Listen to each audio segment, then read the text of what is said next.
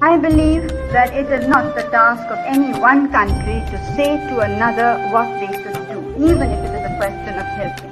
जब तक पाकिस्तान के कब्जे में भारत की 1 इंच भूमि है, तब तक मैं बात नहीं करूंगा। और मैं अमेरिका नहीं गया, अमेरिका के दबाव में नहीं आया।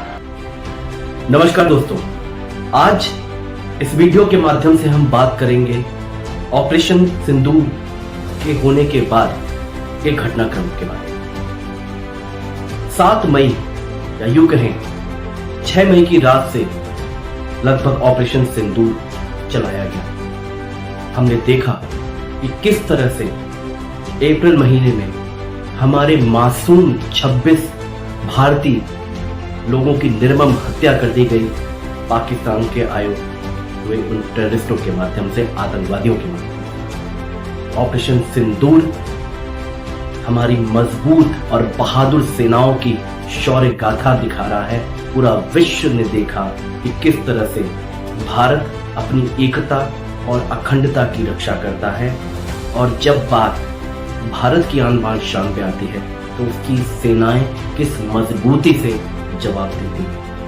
1 घंटे में सेना ने पाकिस्तान को दिखा दिया कि भारत सेना, भारत की तीनों सेनाएं किस हद तक दुश्मन की हर चाल को विफल करती है, दुश्मन को हर पैमाने पर बता सकती है कि क्यों वो सर्वश्रेष्ठ है।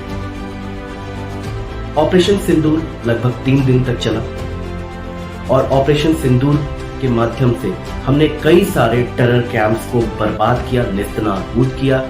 पूरे विश्व ने देखा कि किस तरह से महत्वपूर्ण स्ट्रैटेजिक पॉइंट्स पे सटीक निशाना लगाते हुए भारत की सेनाओं ने और मुख्यतः एयरफोर्स ने किस प्रिसाइसली अपने सभी इन टारगेट ऑब्जेक्ट को हिट किया, और उसका इम्पैक्ट भी क्या रहा वो पाकिस्तान ने भी बताया। लेकिन इस पूरी कड़ी में हम क्या देखते हैं कि जब भारत के प्रधानमंत्री के द्वारा यह निर्णय लिया जाता है कि अब सीज फायर लगा दिया जाए, क्योंकि पाकिस्तान की तरफ से एक रिक्वेस्ट आई।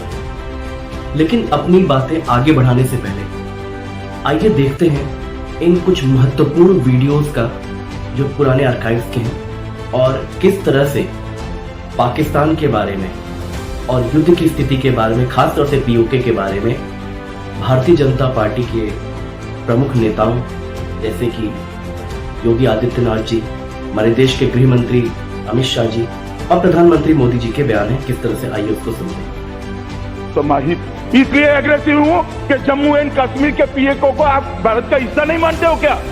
एग्रेसिव ना हो, जान दे देंगे इसके लिए। क्या बात कर रहे हो आप?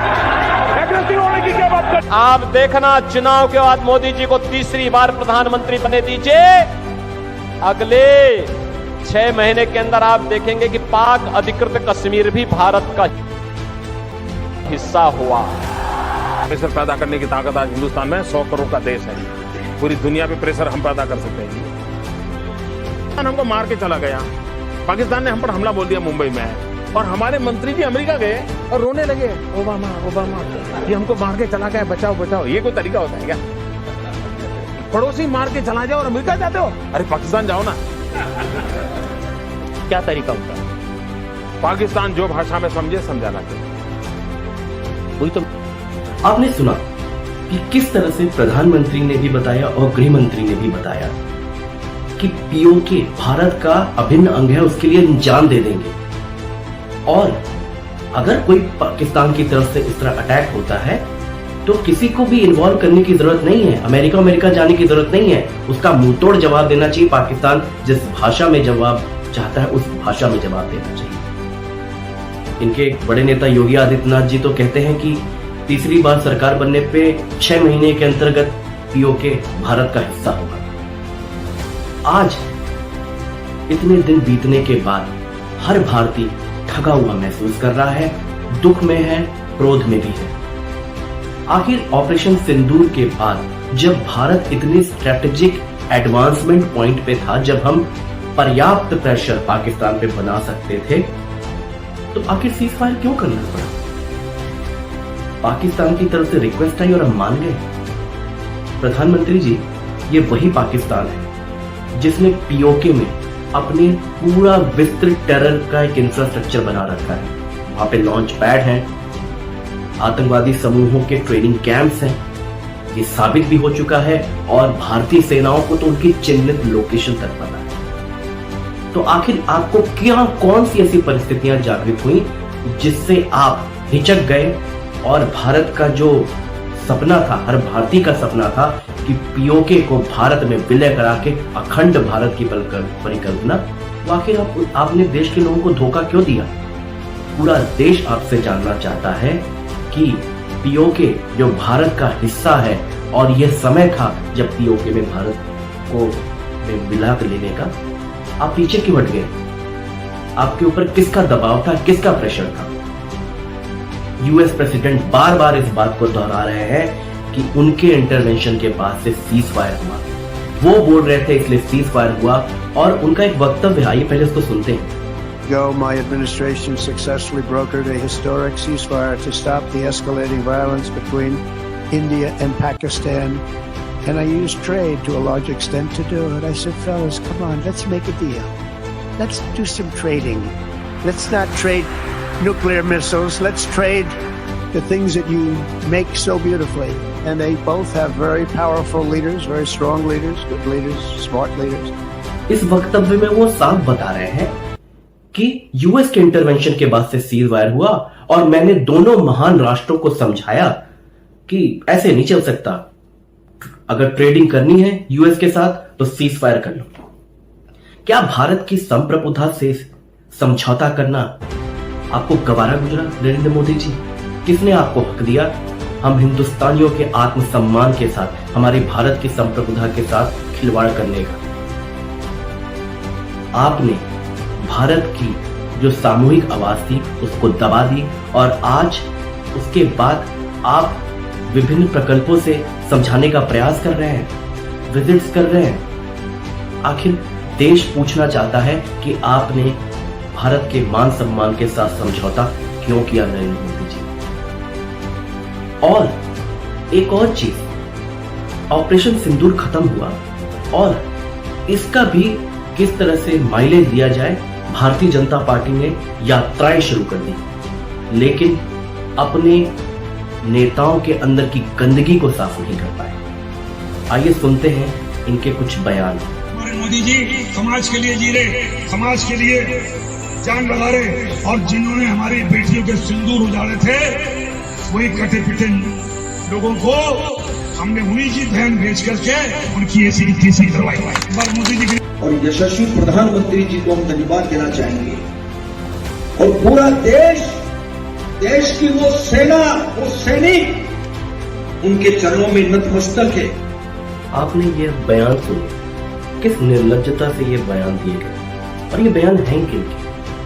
विजय शाह जी के, जो मध्य प्रदेश शासन में कैबिनेट मिनिस्टर का दर्जा रखते हैं, जगदीश देवड़ा जी जो एमपी के डेप्यूटी सीएम। तो इस तरह के बयान आना देश, सेना, सबके मनोबल से खिलवाड़ है। लेकिन ऐसा नहीं है कि केवल हम पक्ष या विपक्ष की बात है। भारतीय जनता पार्टी के खुद के कार्यकर्ता इस पूरे घटनाक्रम से बहुत रोष में।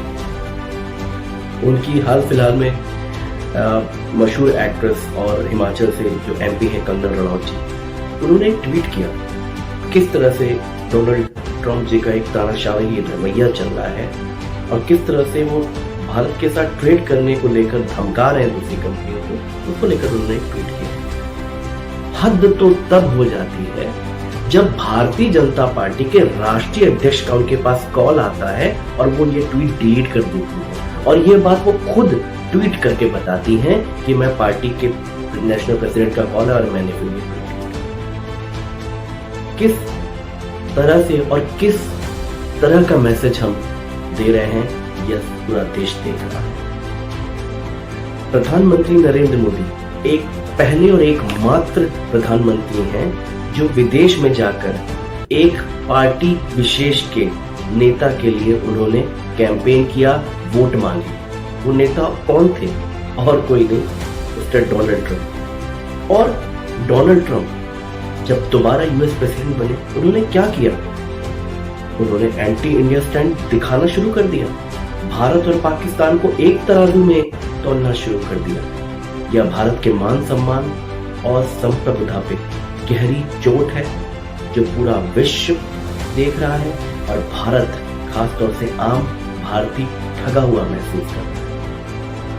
आम भारतीय अपने इन प्रश्नों का जवाब चाहता है, लेकिन प्रधानमंत्री नरेंद्र मोदी जी एकमात्र प्रधानमंत्री हैं जिन्होंने पिछले 10 सालों में एक भी प्रेस कॉन्फ्रेंस नहीं अटेंड की है, एक भी प्रेस को जवाब नहीं दिया। किस तरह का आप नेतृत्व कर रहे हैं प्रधानमंत्री जी, अगर आप जनता से जुड़े हुए मुद्दों का डायरेक्ट आकर जवाब नहीं दे सकते। भारतीय जनता पार्टी और पीएम की तरफ से ये बात और कही गई कि पाकिस्तान के डीजीएमओ का फोन आया और उन्होंने रिक्वेस्ट की, फिर हम सीजफायर कर लें। एक घटनाक्रम आपको याद दिलाते हैं। हम सब ने महाभारत देखी भी है, पढ़ी भी है, हमारे लिए वो अनुसरण का पाठ है।